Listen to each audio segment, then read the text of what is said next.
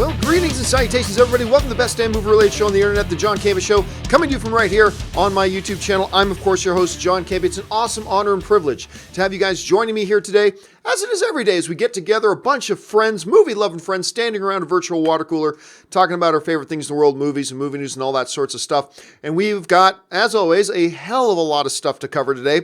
So let's not waste any time and dive right into it. Now, of course, we've all known for a while that a short time ago, Danny Boyle decided to depart the upcoming James Bond 25 film, citing creative differences that we don't know for sure what those creative differences are, but a lot of the outlets are reporting it had something to do with the script that they turned in and the choice of who was going to play the villain. They had some creative differences. Danny Boyle decided to walk. So the question has been, who's going to direct the next James Bond film? Well, now we know who it's going to be, and it's a good choice, I'm telling you. It's going to be Cary Fukunaga, or as everybody's writing his name as this, I've never heard him referred to as Cary Joji Fukunaga, but Cary Fukunaga is going to be your director for the next James Bond 25 film. And I'll tell you what, I like this choice. I like this choice a lot. And here's an interesting thing. As the weeks have gone on, there have been a lot of articles and everything about the short list of who might direct the next James Bond film. And there were a bunch of names listed, some very recognizable names, some not so recognizable names. But across these lists, we saw the same thing. This person could direct, this person's a front runner, blah, blah, blah. On none of those lists was the name Cary Fukunaga. That name was not on any of the lists. And it came right out of nowhere, and now he's directing. And how many times have we seen that, right? We say, who's going to play this role? And people release, here's the short list. And then half the time it's somebody who was never even mentioned before. And Cary is one of those guys. And I'm telling you what right now, I like this choice. I like this choice. Now, there are about 15 other directors they could have got that I also would have really liked, but Cary is definitely one of these guys because he has a fantastic track record with the films. Not only that, he's a younger director. He's going to bring a new perspective to James Bond, which I think they need to do every once in a while. But let's take a look at the track record that Cary has as a director and some big high-profile things he's done. Of course, he did Jane Eyre. Now, Jane Eyre, this was funny, it was back in 2011. It was one of the first director interviews I did when I was with AMC. And he was a fairly unknown director at the time, but I had a great conversation with him. That video is still up online somewhere. Who knew he'd become the guy? But that was a really good incarnation of Jane Eyre. And as you can see, the critic rating on Rotten Tomatoes, over 84%, was a solid score. Then he went on to do what probably he is best known for, which was True Detective Season 1. And while it's got a very good Rotten Tomato critic rating of 86, I mean, that doesn't quite do it justice. That show became a pop cultural phenomenon. People loved it. Particularly, remember that one episode? I think it was episode 5 or something like that. Correct me if I'm wrong, guys. But there's that one episode where they had that big, long tracking shot during the gunfight in that neighborhood. Beautifully directed, just overall a magnificently directed series. He did a great job on that. And then he directed one of the big exceptions to the original movies on Netflix suck rule, and that's Beast of No Nation, which was great. And got a lot of Oscar buzz at the same time. And of course, bringing that in at one of his best ratings ever critically, at a Rotten Tomatoes ratings of 92%. But the important thing about these figures and these numbers that we're seeing here is not so much the numbers, but really is, look at the diversity just there.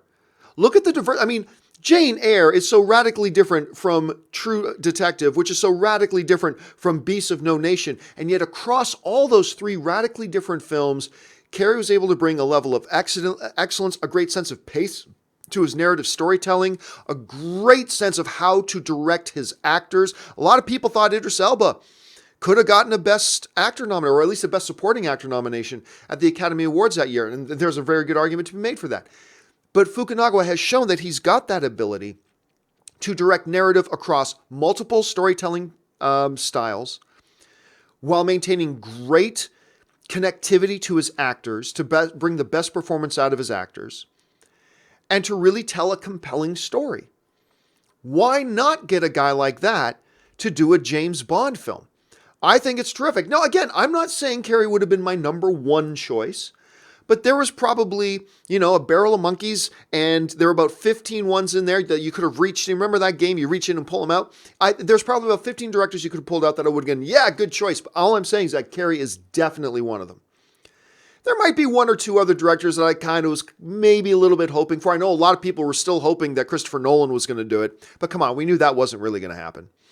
So, there you have it, guys. True Detective, Beasts of No Nation director Cary Fukunaga is your new director for James Bond 25. Hopefully, in 3 weeks, we won't be doing a story about how he departed the film, too. Hopefully, they've got all their ducks in a row this time, and they're going to be able to keep this guy on. So, I'm excited about that. What do you think about the hiring of Cary to do James Bond 25? Jump down to the comment section and let me know what you guys think.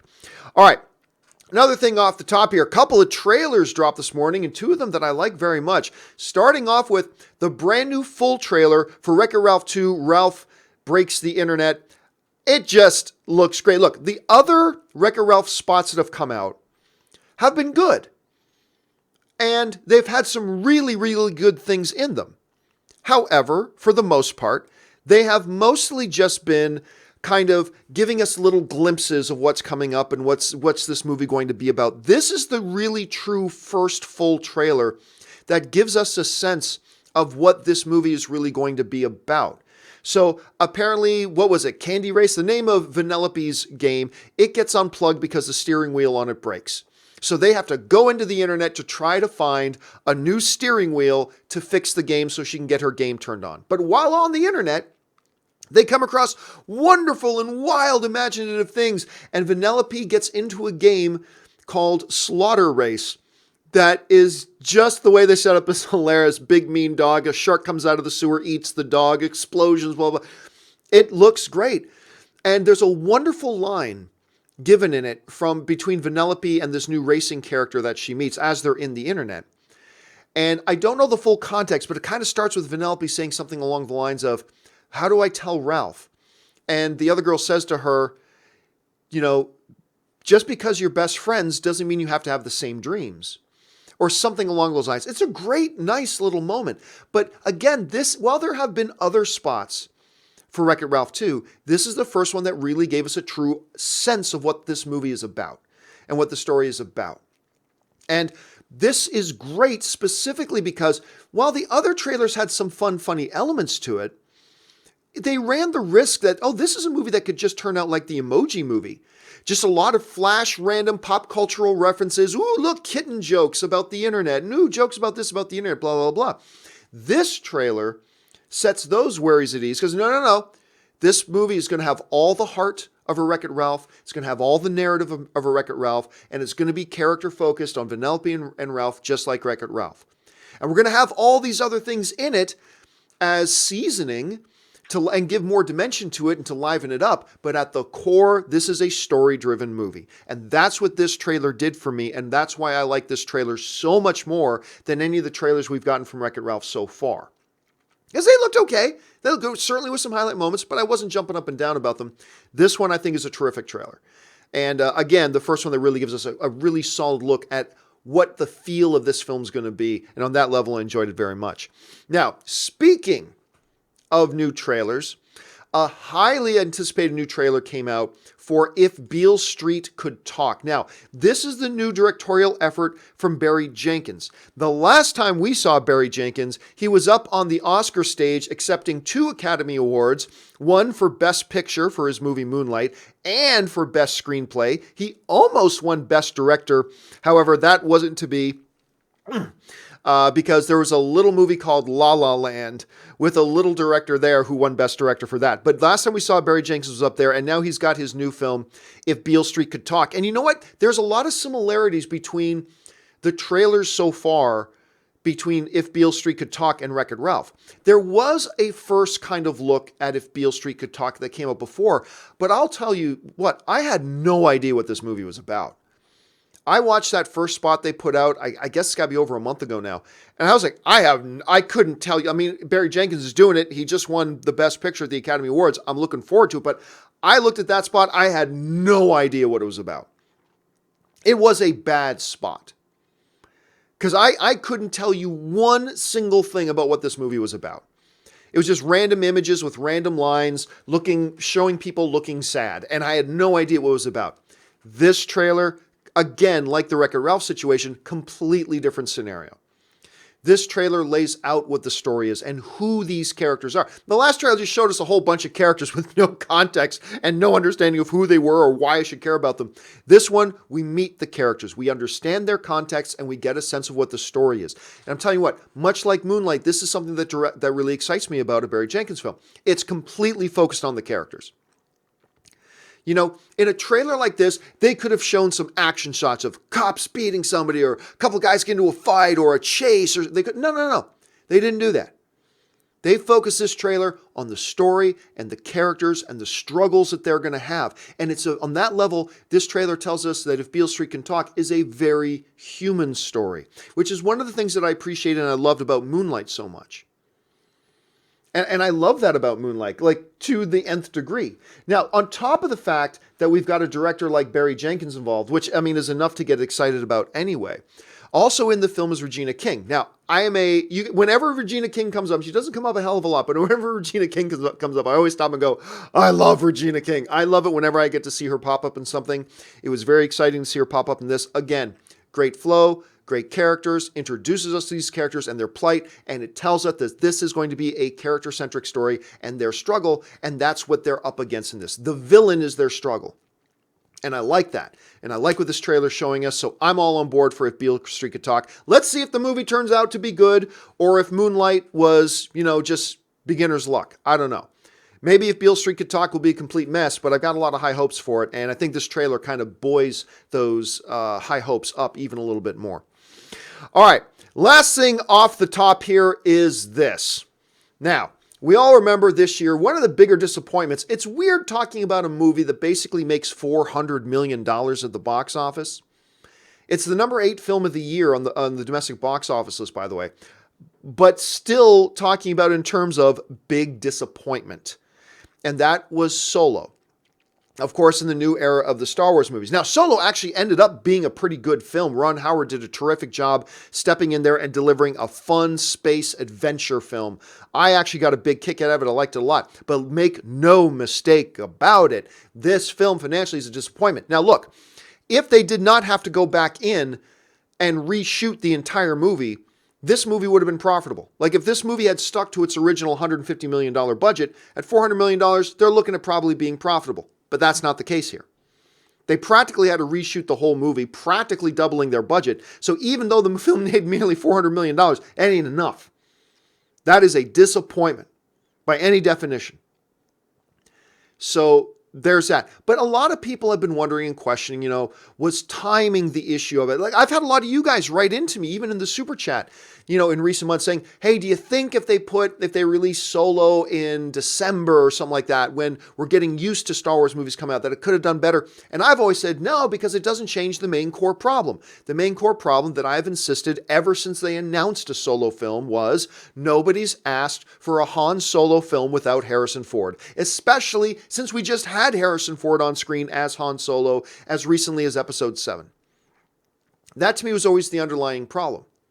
But anyway, in an interview, Bob Iger, I believe it was with the Hollywood Reporter, Bob Iger had a conversation and he was asked specifically about, it seems like we're getting a lot more Star Wars product now than we ever have before. And a lot of people are questioning the timing of it. What do you say to that, Bob? And Bob Iger, the High Lord and Emperor of all things Disney, and that includes Lucasfilm. He is both the CEO of Disney and the chairman of the board. This is what he had to say, and I loved what he had to say, but here's what Bob Iger had to say about the Star Wars situation. He goes, I made the timing decision, and as I look back, I think the mistake that I made, I take the blame, was a little too much too fast. Now, let me just point this out at the beginning. This is why I love Bob Iger as a leader. The first thing he wants to say is he comes out and says, hey, there was a mistake made here, and that's on me. I love that he does that.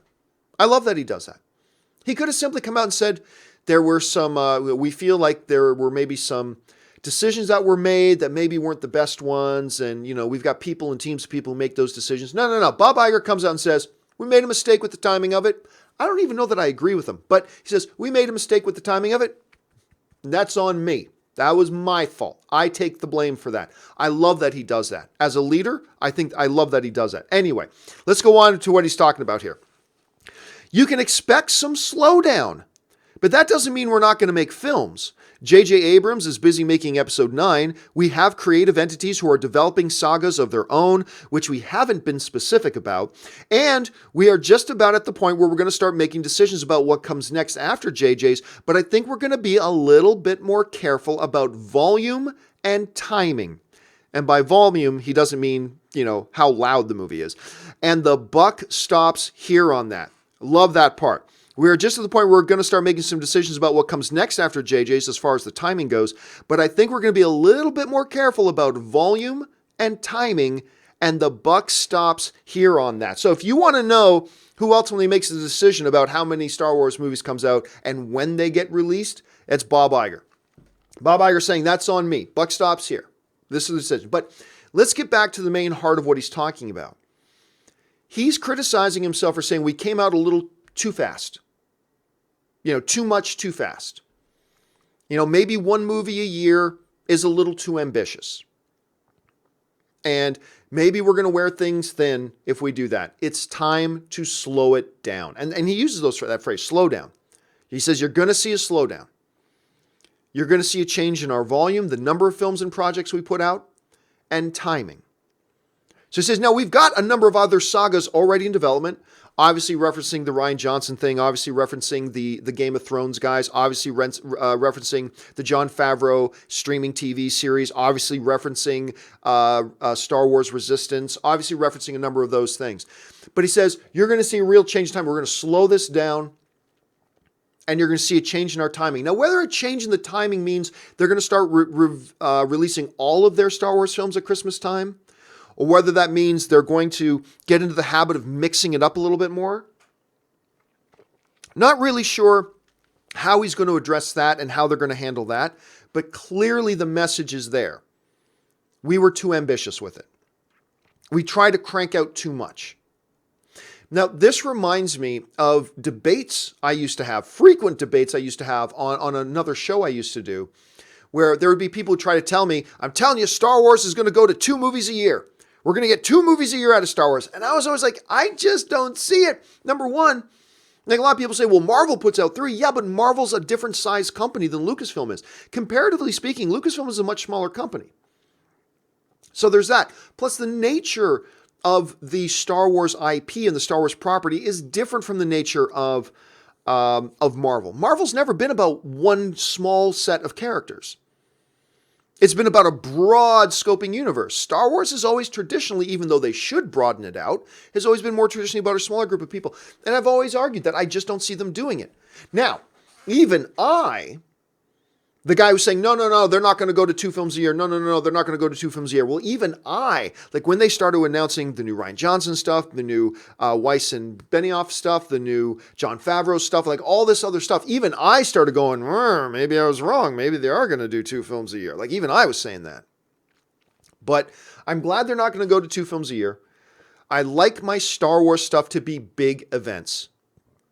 Now, I like the Marvel stuff being episodic events. I like being able to go to a new Marvel film every 4 months. I like my Marvel experience being episodic events. And my comic book films in general as episodic events. But with Star Wars, I like those movies feeling like big standalone events. And so I got to tell you, as a fan, I like what I'm hearing from Bob Iger.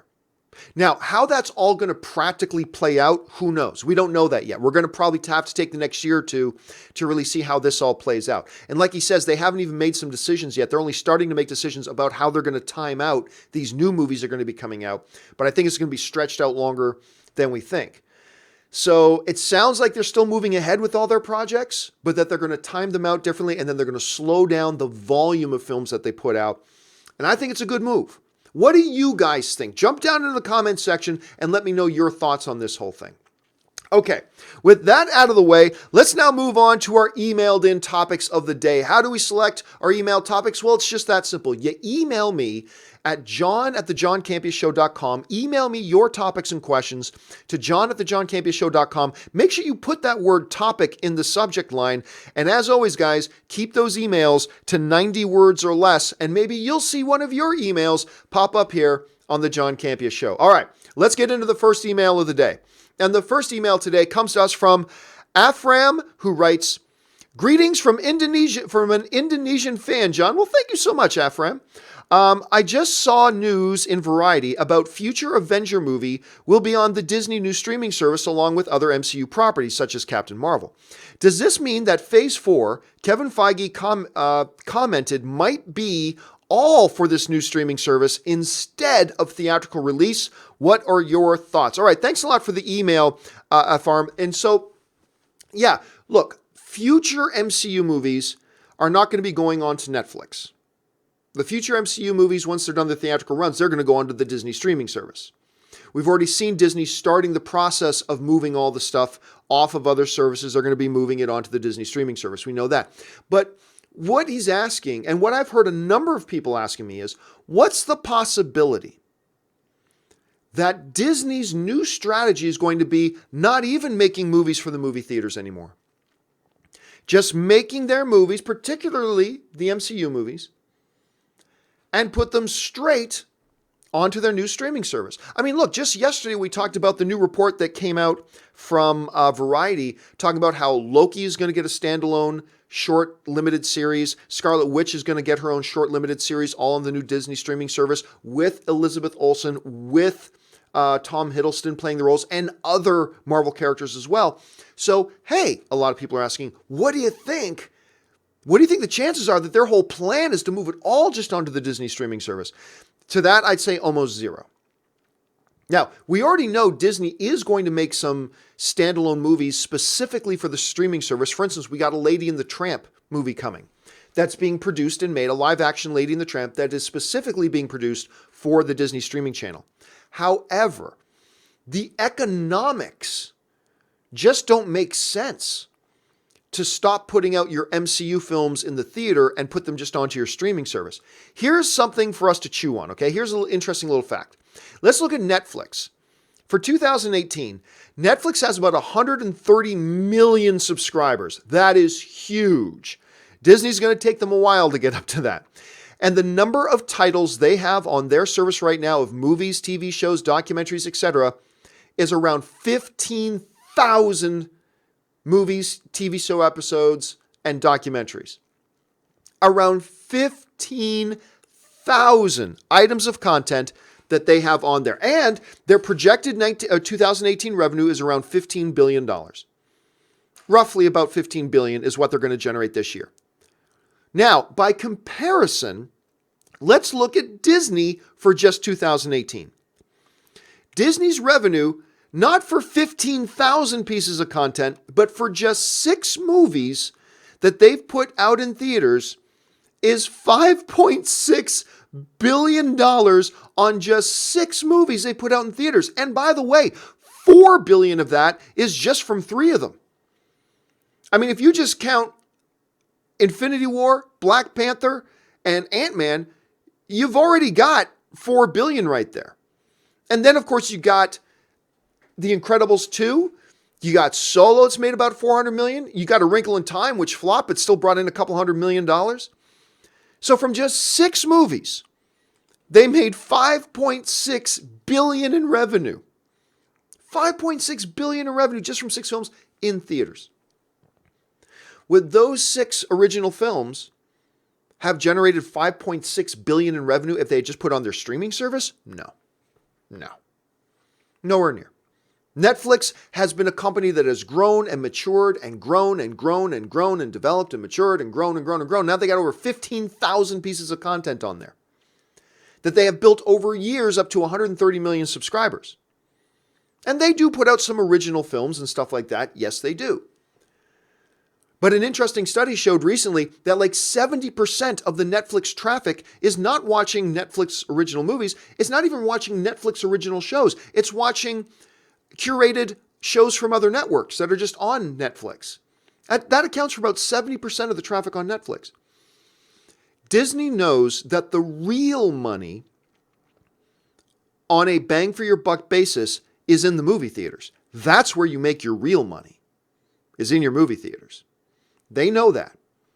But they're going to have the best of both worlds because they're going to put their movies in theaters, make billions of dollars, and then they're going to, when they're done in theaters and it's been sitting around for a while, then they're going to take those movies and put them on their streaming service so people can subscribe to the streaming service and go watch them again there. They're going to get the best of both worlds. This is a scenario where it's not an either or. It's not like Disney has to decide, are we going to put it in theaters or are we going to have it on the streaming service? It's going to be a both and. We put it in theaters, and then later on, we put it on the streaming service, and we get to eat our cake and have it too. Have your cake and eat it too. I messed that up. Whatever. You know what I'm saying. So again, it's not an either or, it's a both and. But they know that the real money is to be made by putting their films in theaters. And for the foreseeable future, that's the way that's going to go. All right. Let's move on to topic number 2. And the second email today comes to us from Tony McLeod, who writes, "Hey, John, it's Tony from New Jersey." Hello, Tony from New Jersey. A big fan since the AMC days. I've heard you say that Mary Poppins will crush it in the box office, but I'm not so sure. I'm 34 and was never a fan of Mary Poppins. No one I know is looking forward to this movie, nor do I think it will hit big with today's audience. Christopher Robin did well, but Won't You Be My Neighbor did not, box office-wise. All movies are subjective, as you say. Your thoughts, and bring on the filthy. All right, thanks a lot for the question, man. And first up, let's take Mr. Rogers out. Mr. Rogers is a small documentary film that has nothing to do with Mary Poppins whatsoever. So there's really no point in trying to bring that into the conversation. Now, a little bit closer is your comparison of Christopher Robin. That's a little bit closer. That's a Disney original feature film, live action, based on a beloved childhood property. There are still massive differences, though. I believe Christopher Robin ended up making, I want to say about 200 million. Let me just look this up here quick. Christopher Robin box office. All right. Christopher Robin ended up making, or Disney's Christopher Robin made over $150 million. So not bad. $150 million, that's okay. But there's a big difference between Christopher Robin and Mary Poppins. Christopher Robin's an IP of Winnie the Pooh that a lot of people love and are fond of, but there's been tons and tons and tons and tons and tons and tons and tons of Winnie the Pooh content created over the years, from animated TV stuff to animated feature films to all this kind of stuff. So it's always been there. Mary Poppins is different. Mary Poppins is a generational, multi-generational, beloved single thing. That original Julie Andrews, Dick Van Dyke, spectacular. And it's been beloved and passed on for generations. And this is their real first return to that. It's a very different situation from a Christopher Robin. I do not think you can compare the two. Now, when I say that I believe that Mary Poppins is going to crush it, don't get me wrong. I'm not sitting here telling you that Mary Poppins is going to make 200 million opening weekend. No, it's not going to do, Star Wars numbers. It's definitely not going to do Avengers Infinity War numbers. It's not going to do anything like that. As a matter of fact, I'm probably projecting Mary Poppins, my guess right now, and I will change my guess as we get closer to the release date and we get a better feel for the buzz. But my sense right now is that Mary Poppins will make around 70 to 80 million opening weekend. Now remember, this is the same week that Bumblebee, Alita Battle Angel, Aquaman, a couple other films all open. This is the same week. I believe Mary Poppins is going to do 70 to 80 million dollars. Now that number might go up a little bit, it might come down, but let's say it is just 70 to 80 million dollars. That's 70 more million dollars or 80 more million dollars that those other films are not going to make. That's 70 or 80 million dollars that could have been going to those other films. So if Aquaman opens at 55 million opening weekend, it could have opened to probably 85 million opening weekend had Mary Poppins not opened. And there is a big difference between 85 million opening and 55 million opening. It's a huge difference. Maybe Aquaman makes 100 million. Probably, maybe it could have made 100 million, but it opens at 65 or 70. Big difference between 100 million opening and a $70 million opening. Like, so I don't want to misrepresent myself. And now that you mentioned, I probably did misrepresent myself a little bit. Because maybe I made it sound like I was saying, Mary Poppins is going to be the #1 box office film of the year. Maybe I came across like that. And I certainly didn't mean to. It's just that it's going to be big. And the buzz I saw, now I've got hundreds of people emailing me every day. I get hundreds of tweets from people. I get all this kind of stuff. The buzz I'm hearing is actually very, very positive for Mary Poppins. I mean, buzz from fans, how much they're looking forward to it. I don't know anybody that's seen the film yet. So I can't talk about buzz for the movie itself, but buzz for the anticipation of the movie, I'm telling you, I heard it from a lot of people. So, yeah, Mary Poppins is going to be a bit of a wrecking ball. When they moved that Mary Poppins date from after December 21st to the same week as December 21st, it was like a big wrecking ball, vroom, coming through and just smashing all those other movies like bowling pins. Going, what the hell? Sort of thing. So it's going to do damage. I have no doubt it's going to do damage. And who knows, maybe Mary Poppins actually makes over $100 million opening weekend. I don't know. But whatever it makes, it's going to be money that is no longer going to any of those other films, and that's going to hurt. That's going to hurt. But what do you guys think? Do you guys think that Mary Poppins is going to come in like a wrecking ball? Do you think it's going to come in like that? Or do you agree with From Jersey that, actually not a lot of people are going to go see this movie? Mary Poppins, different generation. No one's going to go see it. Maybe you feel that way. Jump down to the comment section. Let me know what you guys think. All right, let's move on now to the third email today. And the third email today comes to us from Lee Seymour, who writes, Hi, John. Love the show. Sending the filth from Brixham in the UK. Well, thank you so much for that, Lee. Basically, I love the Alien and Predator series, but with both last entries in the franchise failing to gain a financial and critical approval, what's next? Do you carry on from both last films, or do you get a Blomkamp Alien 5, or do you go for broke and make a proper Alien versus Predator film? All right, thanks a lot for the question, Lee. And you know what? To be honest with you, I think they're both kind of done for now. And those two words, for now, are important. I think both of these franchises are done for now. You mentioned, the last Alien film. I actually liked Alien Covenant. I liked it. And I was a little bit surprised that more people didn't. And I was also surprised that the box office took a nosedive. I mean, I knew not everybody loved Prometheus. I actually didn't like Prometheus all that much, but I know a lot of people did. So I was expecting momentum from Prometheus to give Alien Covenant a bit of a boost, but that didn't happen. The new Predator movie just set the record for the lowest opening box office in history for a movie that opens on over 4,000 screens. The previous record holder was Tom Cruise's The Mummy, and this Alien film blew that record away. Badly, unfortunately. A brand new record for the lowest opening weekend in cinematic history for any film that opened on over 4,000 screens. That's not good. There are redeeming things about it, but overall, I was disappointed with the new Predator movie, and I've talked about that in my review. At any rate, where do you go from here with these now? What do you do?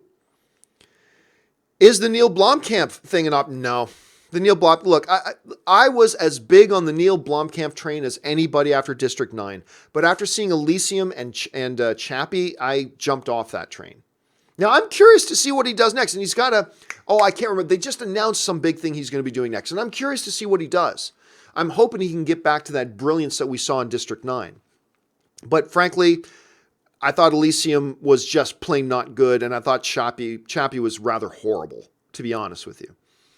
But let's see if he can get back to that District 9 genius. But no, I don't think going back to him is the option. I don't think, look, if you can't get some success with Ridley Scott directing your Alien film, what's the point? And with this Predator thing, you don't come out and do another one now. Not when you open to $24 million. You don't rush out and do another Predator. And Alien versus Predator is a joke. Like really, the whole name Alien versus Predator now in the movie world is considered the punchline of a joke. Because the previous one was so bad and really didn't do all that well. I don't think a studio's going to go up, yeah, let's go back to Alien versus Predator. People will rush out to see that. I don't think that's going to happen. Is the Alien franchise dead? Nah. Is the Predator franchise dead? Nah. But is it done for now? I think it's done for now. I think we're going to go a few years without hearing anything about a new Alien or a new Predator movie. Now, I could be totally wrong about that, and we could get a brand new announcement tomorrow. But my feeling on it is when you look at the track record, kind of like you're pointing out, when you look at the track record, the recent track record of Alien franchise, of the Predator franchise, and heavens, let's not even talk about the Alien versus Predator franchise. It just doesn't seem like it is a wise gamble to put up a bunch of money to make these movies when they clearly can't sustain it. But make no mistake, they'll be back. Like an Arnold Schwarzenegger one-liner, they will be back. Both Aliens and Predator will be back at some point, but I think for now, the steam has run out for both of them. All right, let's move on to the final email today. And the final email today comes to us from Sky Art Photography, who writes, with the much anticipated Creed 2 coming out in November, I was wondering, would we possibly get a more emotional backstory for the Dragos, possibly humanizing their story? If you recall, Ivan Drago was a robot in Rocky 4. And when may we see trailer number 2? As always, love your show. Well, thanks a lot for the email, Sky Art. And that is an interesting question. Could we be getting a more emotionally based, humanized look at Drago and Son? Right? Could we be getting a more humanized look at these characters? You know, Michael B. Jordan was talking about Creed 2 the other day. And he was like, this isn't some straight up revenge film. This is a more deep, a more emotional, a more human story. When you take Michael B. Jordan's words, you think, oh, maybe that applies to the Dragos as well. I hope they do. But I'll tell you the one thing that makes me nervous about it, that makes me think that maybe they won't. And that is this guy right here. Now, he's this big fighter named Florian Mutenu. I'm sure I'm mispronouncing his last name. But Florian Mutenu is the guy they brought in to play Drago's son. He's not an actor. He's a fighter. And he looks amazing. I mean, he looks the part. He looks fantastic and huge and intimidating and all of that stuff. Everything you would think the son of Ivan Drago would look like. He looks great, but he's not an actor. How deep, how emotionally deep can you go? How humanizing can you go? Nay, how much screen time with actual talking dialogue can you actually spend on this character when you didn't cast it as an actor? Like, it just seems to me that if this was going to be a deeper character and they were going to give more lines and more significant screen time and actual story hooks to this character, it seems to me they would have gone out and gotten a proper actor who also happens to have a great physique. My guess, and I'm not basing this on anything other than pure speculation as a fan, my guess is they looked at the script and realized there's not a lot of acting needed for this role, so let's just go out and get the most badass looking dude we can find who can pull off the physicality in the ring and make it believable, and they went and they found Florian. And you know he's going to deliver on all those fronts. You know he's going to look badass, and you know he's going to pull off and make the fight stuff look believable. And that's important. But again, it just seems to me that if the role called for more deeper emotional things, for a deeper humanity to them, to humanize these characters with significant story hooks and significant dialogue, it seems to me they wouldn't have gone out and gotten Florian. They would have gone out and gotten an actor. So I'm going to guess no, and they're going to keep the deep human, emotional, experiential stuff on Creed and Rocky and Creed's girlfriend. And if they're going to do all this stuff, the deep emotional, real story hook stuff there, and they will once again use the Dragos as a plot device, a very effective plot device, but a plot device nonetheless. Who knows? Maybe I'm dead wrong about that. Maybe we'll find out this kid is like the next great thespian and he's got tons of dialogue. Maybe. I don't know. We'll have to wait and see. What do you guys think is going to happen? Do you agree with me that you think, yeah, if he was going to be really emotional, they would have gotten another actor? Or do you disagree with me? Do you think, you know what? No, John, I think they're going to go for it with this kid.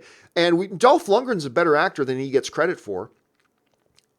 But maybe they can have Dolph Lundgren working with this kid, and maybe they'll, I don't know. What do you think? Jump down to the comment section and let me know your thoughts.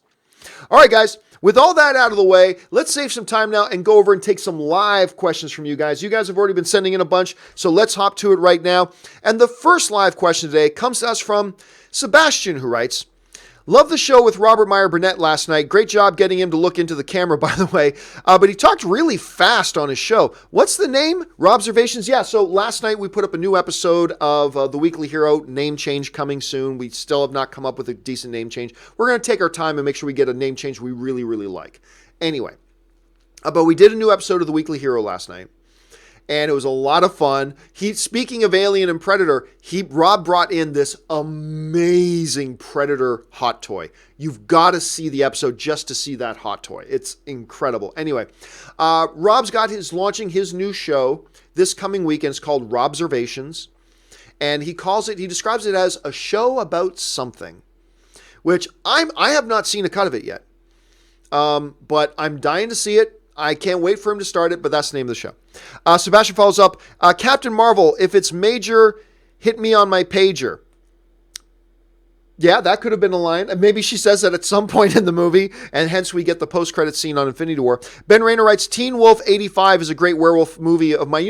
We've been talking a lot lately on the show about great werewolf movies. I always talk that my favorite werewolf movie is American Werewolf in London. To me, it's the only great werewolf movie I've ever seen. There have been some decent ones, but the only great werewolf movie I've ever seen is American Werewolf in London. Teen Wolf's an interesting one to bring up. Look, is there werewolves in Teen Wolf? Yes. I don't know that I count Teen Wolf as a true werewolf movie. You know what I mean? It's a comedy on the genre sort of thing. I don't know if I count that. I don't know. Would you guys count that? Would you guys count Teen Wolf as a werewolf movie? I mean, technically there is a werewolf in it, and I do like that movie. Sebastian writes, that was a 90s phrase. It would make a great shirt. If it's major, hit me on my pager. I don't remember. I never had a pager. My first mobile communications device was a cell phone. That was my first mobile it was a Nokia cell phone. So that was the first one I ever had. Let's see. Preston Walden writes, it amazes me that Robert Redford has never won an Oscar for acting.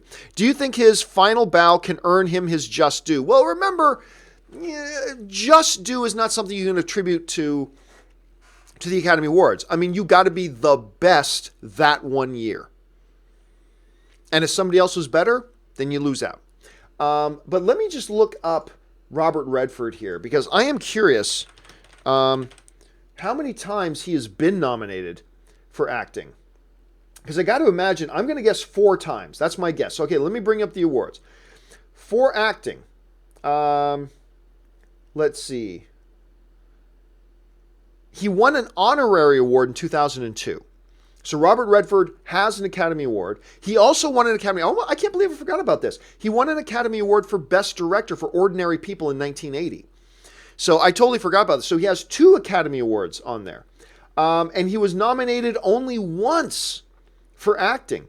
He was nominated for Best Lead Actor in The Sting in 1973. So he was nominated for Best Director for Quiz Show. He was nominated and won Best Director for Ordinary People. And then he only has one. See, I'm shocked to find out he only even has 1 acting nomination. Now, as far as his last movie here, it's called Old Man and the Gun. Or The Old Man and the Gun. It looks great, but you don't hand out Oscars as Lifetime Achievement Awards, except for the Lifetime Achievement Awards. You don't just hand out Oscars. I don't know. It looks like it's really good, but I haven't seen the movie, so I really can't comment about whether or not I believe he earns a Oscar for it or not. We're going to have to wait and see. But it's weird. If you had told me, hey, Robert Redford's only ever been nominated for 1 Academy Award, I would have gone, nah, you're mistaken. You're mistaken, my friend. That's not true. Well, apparently it is true. So, wow. I'm a little bit shocked. That's funny. All right. Sebastian writes, I'll invoice the MCU later for my marketing advice. Yeah, I'm sure they're going to go with the pager one there, Sebastian. Preston Walden writes, ultimate greeting. I am Groot. We are Venom. I'm Mary Poppins, y'all. Your savior is here. You look. Oh, what a great line. Your savior is here. I am Loki of Asgard, and I am burdened with glorious purpose. What a line.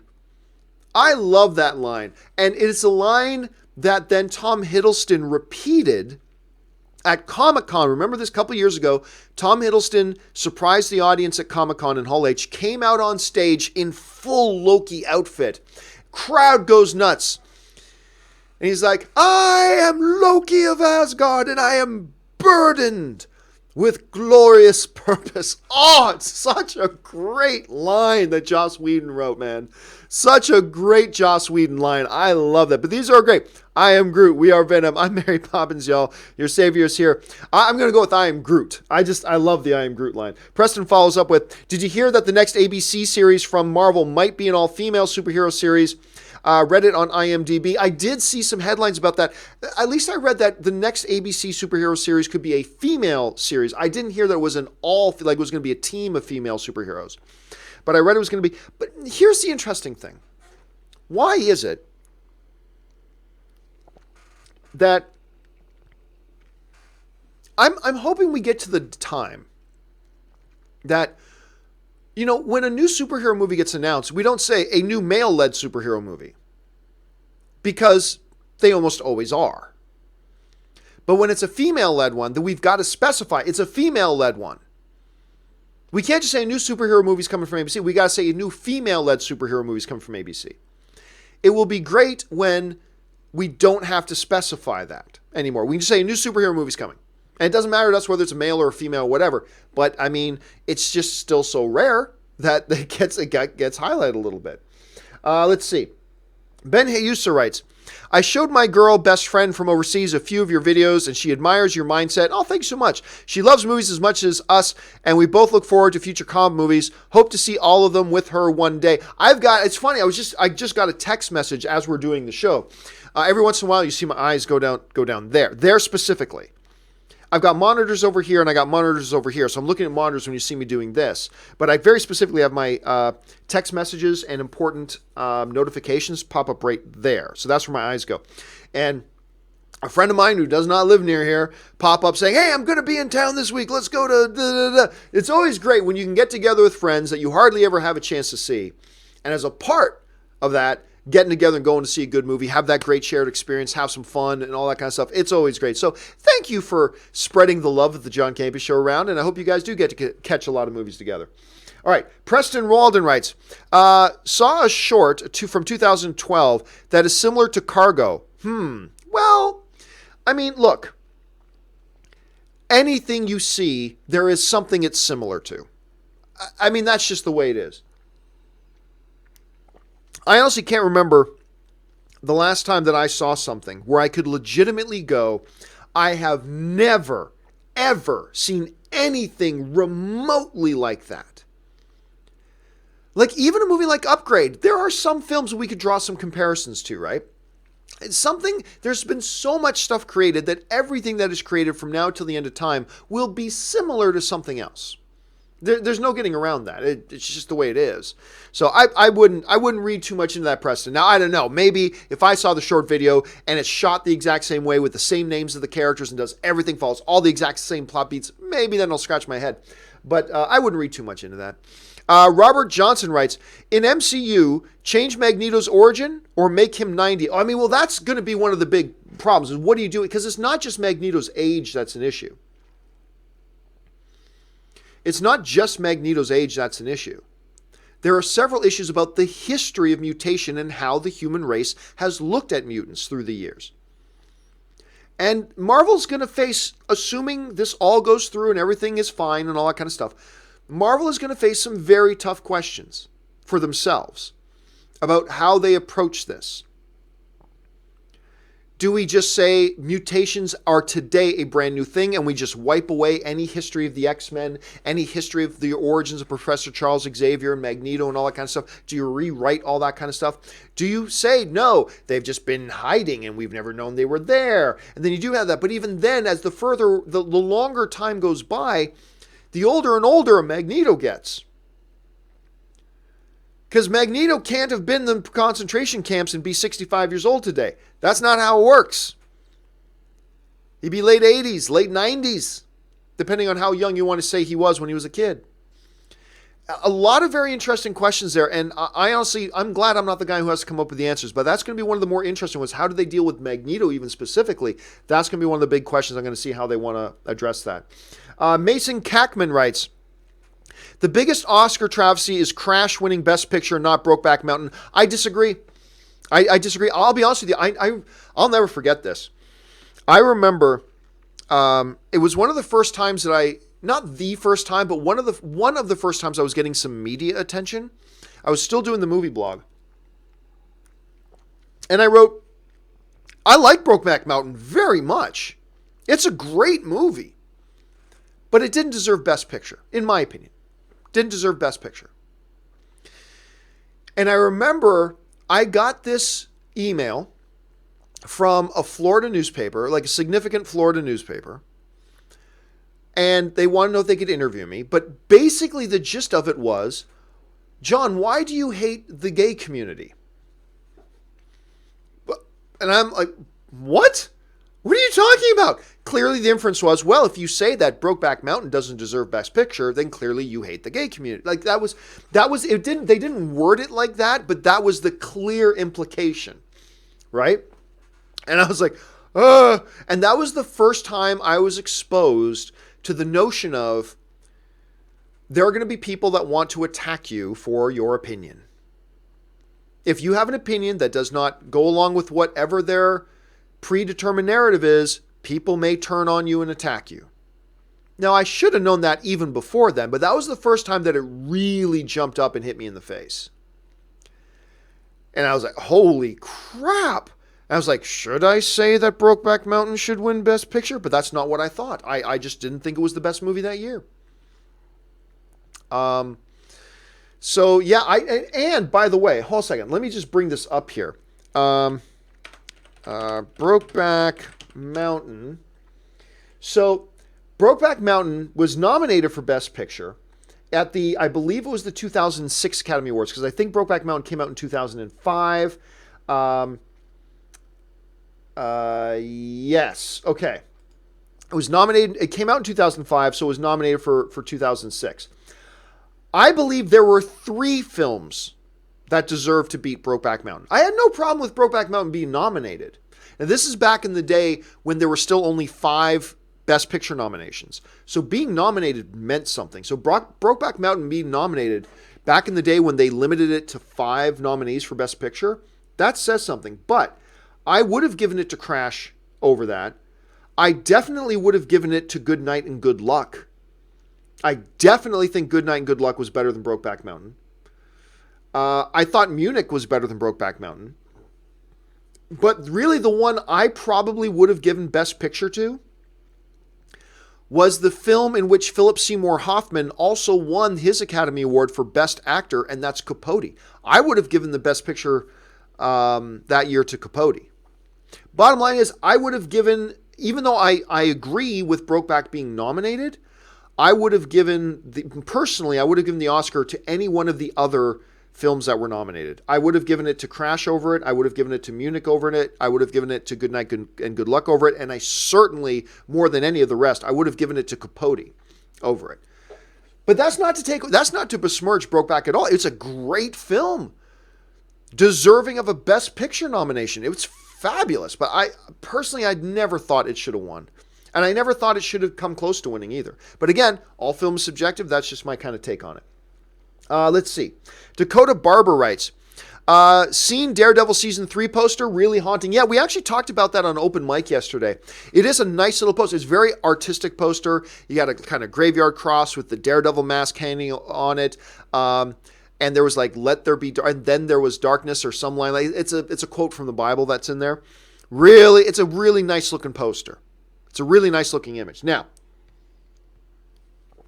it's not what I would make the Blu-ray cover of Daredevil Season 3, but just as a piece of art to promote the film, it's a nice little piece of art. I do dig it. Rami J. Royster writes, ready for the hurricane? Ben Stiller 2004. That's from Dodgeball, my friend. Are you ready for the hurricane? I love Dodgeball. I love that movie. We all got top 10 lists of different things, and a lot of times most people will agree. We'll always disagree on the order, but a lot of people agree, oh yeah, I can see what you have that on the list. Dodgeball is on my top 10 all-time favorite comedies list. And that's the one that people go, really? Dodgeball? And I'm like, yes, hell yes, Dodgeball. If you can dodge a wrench, you can dodge a ball. I love that movie. I love Dodgeball. And the Ben Stiller's awesome in that. Nobody makes me bleed my own blood. I love that movie. Sebastian writes, John, please remember I'm a fairly new fan of yours and movies. What resource would you use to see how August performed last year? What was the percentage gain, blah, blah. The source I mostly go to, there's Box Office Pro and there's Box Office Mojo. Box Office Mojo is definitely the most popular box office resource out there. So I would recommend checking that one out. Kyle B writes, AMC has announced plans, not the movie theater chain. I'm seeing what you're writing. I'm assuming the AMC television network. AMC has announced plans for 10 years of The Walking Dead shows and movies. This is exciting but worrisome because they are really milking the Walking Dead brand. I heard something about that. I heard that they've got plans for all these new spin-offs from it and everything. And I don't know. Maybe it's just them trying to show confidence in their property. Maybe they do have some terrific ideas for the world, the Walking Dead world, and they want to bring those to life. I mean, I don't know. But all I can say is this. That's great that they say they have plans for 10 years of shows. But if the ratings all tank in the next year or two, those plans are gone. It's like Mike Tyson always said, everybody's got a plan until you get punched in the mouth. Then your plan's out the window, right? I love that line from Mike Tyson. Everybody's got a plan until you get punched in the mouth. So you can say, I got this plan. Remember the Aragon. Remember the Dragons? That Dragon series book? They had plans for a trilogy. They were making a trilogy until the first one flopped, and then they killed it. Right? The Mummy was supposed to be the first film with Tom Cruise of this brand new Monsters universe. We got, Johnny Depp in here, and we've got, this, and we got that. Look, we're in a Monster universe. And then the Mummy came out and did not do anywhere near what they were expecting, and now those plans are done. So everybody's got a plan until you get punched in the mouth. By the way, the whole AMC thing, I remember, some of you may have heard me, I haven't told the story in a long time. Some of you may remember the story, some of you may not. But a number of years ago, I was sitting down with Sir Anthony Hopkins, who was awesome to talk to, right? Because there are some dudes that have the Sir in their name, and like Ben Kingsley, he's very particular about you referring to him as Sir Ben Kingsley. Because he thinks that's a very serious thing. He thinks that was a huge honor that he got knighted. And so he thinks that not respect him, but respect the title, that the honor that was bestowed upon him. And I respect that. So I remember I was getting ready to go in and sit down and talk with Anthony Hopkins. And I was really nervous about how to address him. And I go up to his publicist. I'm like, hey, how do I address Mr. Hopkins? Do I address him as Sir Anthony Hopkins, or do I address him how do I do it? And he goes, you know what? I'm not sure. He said, play it safe, just go with Sir. I'm like, okay, great. I walk into the room, and I'll tell you what this has to do with the name AMC and everything there, because I was working with AMC Theaters at the time. So I walk into the room. It's my turn to go in and talk to him. I walk into the room, and first of all, a lot of these people will smile and be polite, and they'll even reach out a hand. Anthony gets up. Anthony Hopkins, I guess that's the old gentleman in Anthony Hopkins. Anthony Hopkins gets up. He stands up, right? And takes a couple steps towards me, reaches out his hands. He goes, hello there. And he comes over and shakes my hand. Big, by the way, big, strong hands Anthony Hopkins has. But anyway, he walks over to me, hello there. I'm like, it's a pleasure to meet you, Sir Anthony. I decided to go with Sir Anthony. I could have gone Sir Anthony Hopkins, Sir Hopkins. I could have gone with Mr. Hopkins. I decided to go with Sir Anthony. And I'm saying, as our hands are reaching towards each other to shake, I'm saying, it's an honor to meet you, Sir Anthony. And he takes my hand, and he goes, Sir Anthony, and he pulls me in, and he gives me a hug. He goes, oh, you're a dear boy. One of the greatest moments of my life. Anthony Hopkins pulling you in. Oh, dear boy. He's like, Sir Anthony. It was awesome. Anyway, this is where the AMC thing comes into it. So I sit down, and he goes, you're with AMC? I'm saying, yes. He goes, terribly fond of the programming on AMC, and he lists off a couple of AMC shows. And I'm like, you know what? I said, I was working at AMC theaters for 3 months, and this is true. I worked at AMC theaters for 3 months before I realized that AMC, the television network, and AMC, the movie theater chain, were two completely different companies that had nothing to do with each other, right? So I say to Sir Anthony Hopkins, I go, you know what? I worked at AMC for 3 months before I realized, but they're actually two completely separate companies. Like the one doesn't have anything to do with the other. And I remember Anthony goes, are you sure? I think they are the same company. And I'm like, what am I going to argue with Anthony Hopkins? I just go, all right, then let's talk about your movie. And we just went in and started talking about the movie. It was a great experience. Sorry I went off on that rabbit trail, but I love that story, man, because Anthony Hopkins is awesome. Just all that just to say Anthony Hopkins is awesome. All right. Rami J. Royster writes, is there some reason why the first poster for Aquaman had the hashtag bad poster on Twitter by the so-called fans of DC? Does everything have to please everybody? Oh, I mean, I don't, I'll be honest with you. I've never heard that. I like the poster for Aquaman. I think that, I mean, yeah, we all made fun of the similarities to the Finding Nemo poster. That was just in fun. But really, bottom line, I think it's a good poster. I think it's a good poster for this movie. So I haven't seen this hashtag bad poster. And even if I did see it, I don't know how many people actually used it or how much of a thing it was. So I don't know, man. All I can say for me, Rami, is that I thought it was a solid little poster. I liked it. So that's all I can say. Preston Walden writes, Variety announced Cary Fukunaga will direct the next James Bond. If only we had talked about that earlier. It's just teasing you, Preston. Yes, they have. You know, sometimes people write in their questions before the show starts, and that's fine.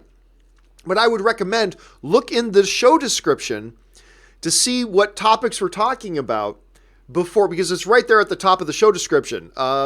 True Detective director is now going to be helming Bond 25. So yeah, we talked about that off the top of the show.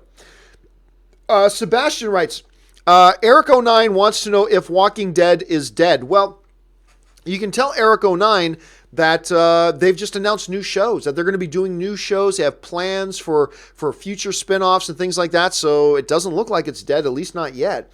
Aviator 986 writes, Bonjour, John. Bonjour, Evitar. Comment t'appelles-tu? Huge fan. Thank you so much. Seen the Venom / Eddie Brock pop figure yet? It's pretty dope. Yes, I have. It is really great. And as a matter of fact, it's funny because when I pulled up that new Eddie Brock Venom pop figure, as you guys can tell, I like pop figures. But there's a bunch of others. There's like Venom Captain America pop figure and Venom Iron Man pop figure. And they look badass. They look awesome. I'm going to buy all of them. The nice thing about pops instead of hot toys is that whereas a hot toy will cost you about $350, the pop costs you about $15. I can afford that. I can buy a couple. I'm going to buy all those Venom ones because those ones just look awesome. Benny95 writes, what if the first Spider-Man Far From Home trailer is a villain-centric trailer and touches on the disappearance of Spidey, etc., thus no spoilers for Avengers 4?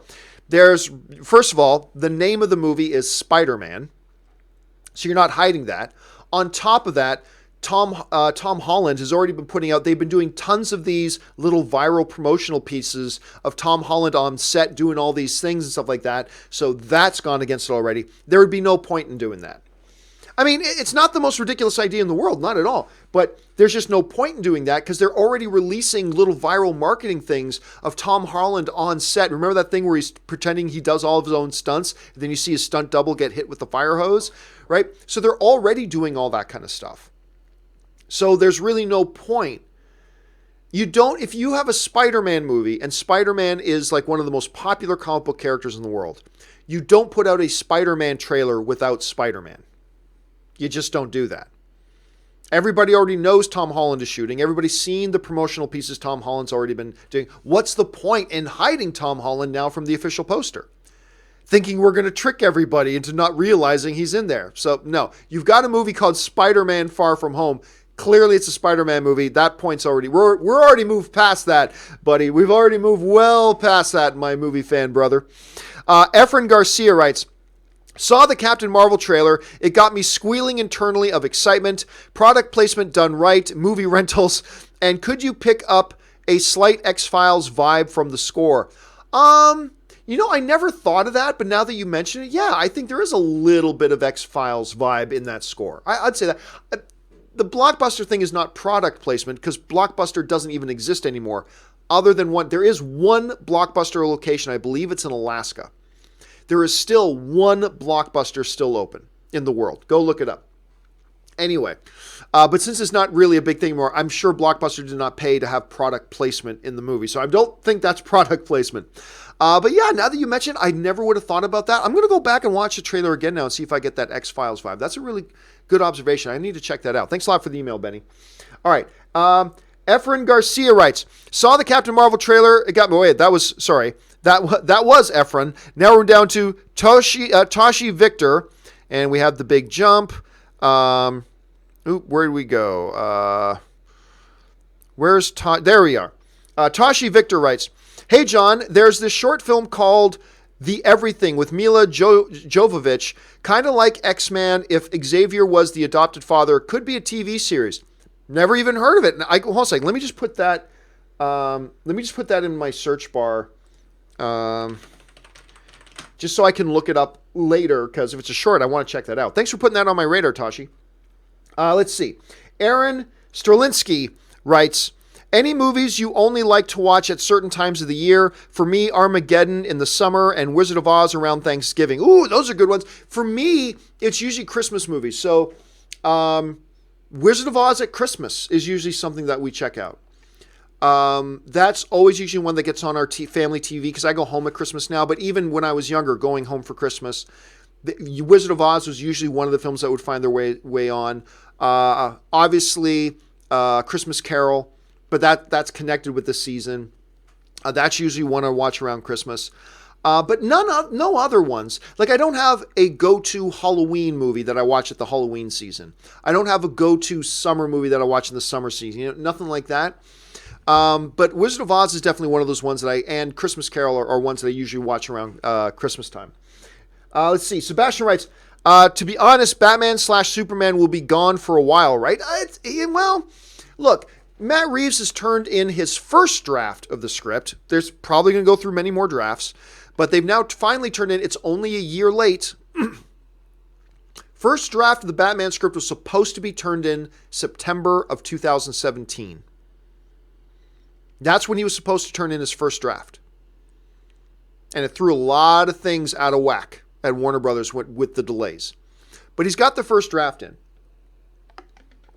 So how long we're going to have to wait for a Batman movie, I'm not sure. But I don't think terribly long. Superman, it could be a while. It could be a while. I'm not sure how long, but it could be for a while. Jacob Silvers writes, John, they just released... I don't know how to help with that yet. My Google thought I was talking to it. Hey, John, they just released the release date for Daredevil Season 3. It's coming to Netflix on October 19th. Well, there you have it, guys. Daredevil Season 3 coming October 19th. Thank you for letting us know that, Jacob. I should fact check that, but if that's true, that's awesome because it's coming sooner than I thought. I was worried we wouldn't get it till like December or something. If it's coming October 19th, that's great. I'm super stoked for that. Thank you for sharing that, Jacob. Esno Official Music writes, poor Scarlet Witch, first her brother, now Vision. That's true. That's true. But, I mean, that's what you get for banging a toaster. Just saying, that's what you get for banging a toaster. I mean, really, that's a set. Vision is a big glorified sex toy, right? It's a machine. It is a little weird. I'll be honest with you. I was super, super impressed that Marvel decided to actually go, because it's in the comic books. I just didn't really know that they would go there, that, Scarlet Witch and Vision actually have a sexual relationship. I'm kind of impressed that they go there. So that is Vision is the world's most expensive sex toy. But yeah, I'm really impressed that they went there. Santez Henderson writes, I do think a good idea for Star Wars not to come out so often. Slowing it down helps with the creative control as well as getting the directors and story right. And it's also to me, like the big thing to me, Santez, and I agree with you, but the big thing to me is keeping and maintaining the event feel of a Star Wars film. Not like, it's Thursday, time for the next episode of whatever my show is, but a true event feel for the films. And that's the thing that I like. A year to make one movie a year, you from a quality control thing, you should be able to do that no problem. But again, for me, it's that event feel. Make it feel like the Super Bowl every time a new Star Wars movie comes out. That, to me, is the thing. But I do agree with what you're saying as well. All right, final question today, guys, and then I've got to get out of here. Comes to us from Raphael's Creative Style, who writes, I want to put a 78 film on your radar, Capricorn 1. Ooh, why do I know that one? Man's first flight to Mars is not what it seems, and the powers that be will go to any lengths to keep the fabrication a secret, James Brolin. You know what? I thought I knew the movie you were talking about when you said Capricorn 1, but as soon as you started describing it, like, no, that's not the movie I was thinking about. I got to look that up. Thank you for putting that on my radar, Rafi, because that sounds pretty good. And James Brolin, not Josh Brolin, James Brolin. That sounds cool. I like that. I got to check that out. Thank you for one of the things I love about the show is when people get to put cool stuff on my radar, whether it's this short film with Mila Jovovich or whether it's this movie Capricorn 1. I love it that I get people not just putting things on my radar, but you guys are hearing these things too, and now it's put on your radar as well. So thanks a lot for that, Raphaels. Let's see. Fabacum writes, Daredevil Season 3 could come out the same day as Aquaman. It was possible, but two things. There's another Marvel series coming out the same day as Aquaman.